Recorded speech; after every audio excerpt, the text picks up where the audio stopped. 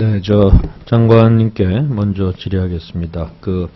오전에 제가 1차 남북 정상회담이 1급인지 2급 비밀인지 질의했을 때 2급 비밀이라고 그러셨죠? 예, 1차 남북 정상회담은 2급 비밀로 분류된 걸로 제가 알고 있습니다. 1차 남북 정상회담. 근데 2차 남북 정상회담 대화록, 기록에 대해서 이재정 전 통일부 장관께서 어디 라디오 대담 프로인가 나와서 1급으로 분류됐다 이렇게 얘기를 한 적이 있는데 알고 계십니까? 근데 저도 그런 보도를 보고 당시에 장관이 그랬으니까 그럴 수 있는가 이렇게 생각했는데 실제로는 제가 확인하기 어려운 게 그 실체를 확인을 못했기 때문에 1급이다 2급이다 이렇게 확정지어서 말씀드릴 수가 없습니다. 지금 현재로서는. 그러니까 이재정 장관께서 1급이라고 말한 것을 이제 사실이라고 했을 때, 그러면 2급으로 보통 흔히 분류하는 남북 정상회담, 또 다른 것도 마찬가지입니다. 외교부에서도 정상회담이 다 2급 비밀로 분류가 됐다고 어제 외교부 장관이 얘기를 했는데, 그러면 2차 남북 정상회담을 1급으로 분류했을 때 뭐 특별한 이유가 있는 건가요? 제가 그거를 확인을 안 해봤기 때문에 가정해서 말씀드리기는 뭐 어렵습니다. 제가 한번 알아보겠습니다. 한번 좀 알아봐서 네. 그 다음에 알려주시기 바랍니다. 또 이건 우리 장관님의 철학에 관련된 문제니까 그냥 편하게 생각나신 대로 답변하시면 되겠습니다. 평화를 원하지 않는 국민은 없으리라고 생각합니다. 그렇죠? 그렇습니다. 평시에도 그렇고 우리가 통일도 평화적인 방법으로 추구해야 되는 거고요. 근데 그 평화를 실현하는 방법이 어떤 상대방의 요구를 들어주고 일방적으로 양보하고 유화적으로 얻어지는 평화가 진정한 평화인지 튼튼한 안보를 바탕으로 우리가 힘을 배양해서 그것을 통해서 얻는 평화가 진실한 평화인지 장관님께서는 어떻게 생각하십니까?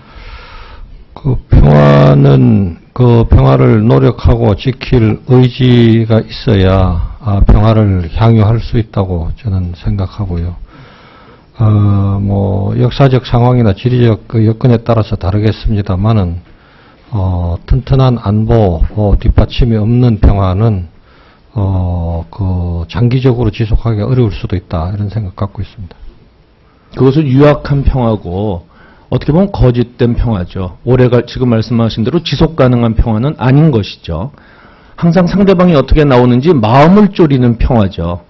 그건 진실한 의미의 평화는 아니라고 생각을 하고 따라서 우리가 튼튼한 안보를 항상 배양을 해야 된다 하는 점을 다시 강조를 하고 싶습니다.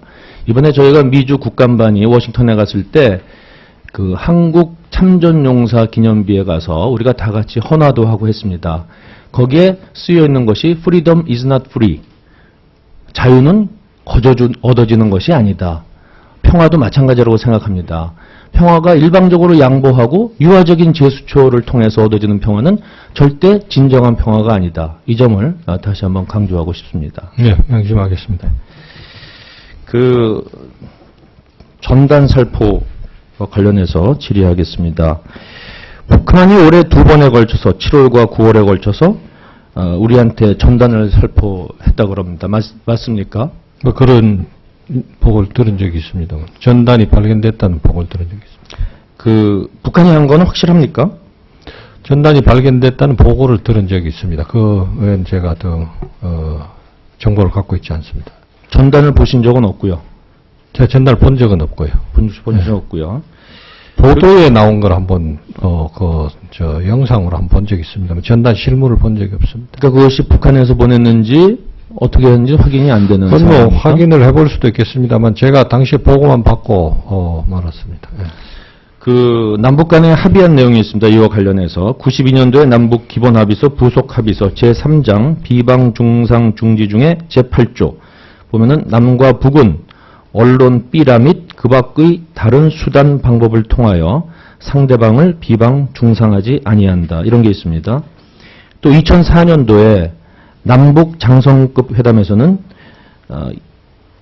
2항입니다. 군사분계선 지역에서의 선전활동 중지 및 선전수단 제거 조치 문제 1항 쌍방은 2004년 6월 15일 0시부터 군사분 개선 지역에서 일체 선전 활동을 중지한다. 그래서 내용으로서 1번이 방송과 게시물, 전광판, 전단 등을 통한 모든 선전 활동과 풍선, 기구를 이용한 각종 물품 살포를 중지한다. 이렇게 돼 있어서 그때부터 우리가 대북 선전 뭡니까? 이거 방송하는 거 안 하고 있지 않습니까?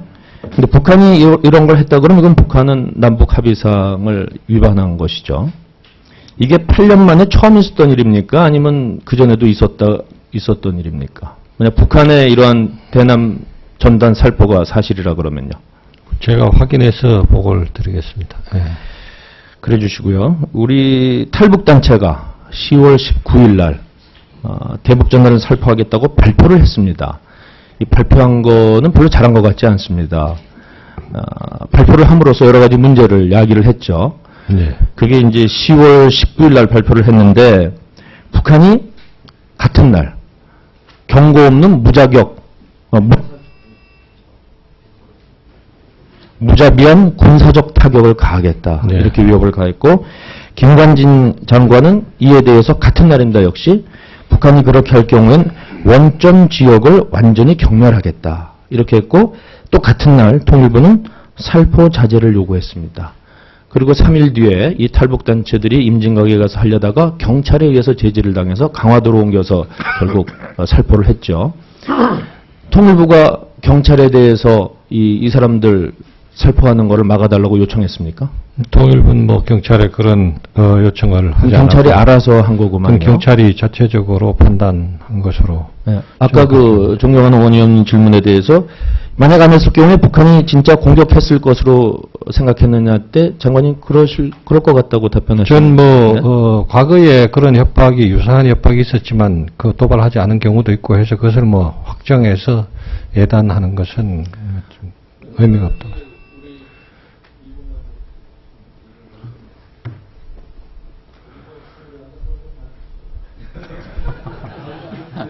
괜찮습니까? 예. 예, 1분만 드리겠습니다. 여태까지는 민간단체 활동에 대해서는 정부에서 관여하지 않는다는 게 통일부의 원칙이었던 거 알고 있는데 이번에 이러한 원칙을 훼손할 만한 상황의 변화가 있었습니까?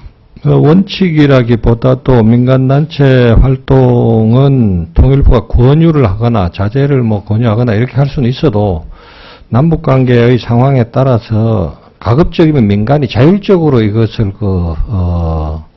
조절할 수 있도록 이렇게 하고 있습니다. 그런데 상황이 좀 민감해지거나 또 남북관계에 아주 심대한 영향을 미친다고 판단하면 통일부가 조금 더 적극적으로 설득하고 자제를 권유하고 이렇게 합니다. 이번에는 국가장이 직접 나서서 그 자제를. 네, 아무튼 이번 사태에 통일부 장관과 국방부 장관이 서로 일치된 자세를 보이지 못하고 한쪽은 원점을 경멸하겠다고 한쪽은 자제를 촉구하는 엇박자를 보인 것. 네, 그 점 유의하겠습니다. 근데 이제 통일부에서는 탈북 단체에 대해서 자제를 요청한 한편 북한에 대해서는 민간 단체의 활동에 군사력으로 대응하는 것은 온당치 못하다는 메시지를 보냈습니다. 예. 예, 심윤조 의원님 수고하셨습니다. 다음은 존경하는 홍익표 의원님 질의해 주시기 바랍니다.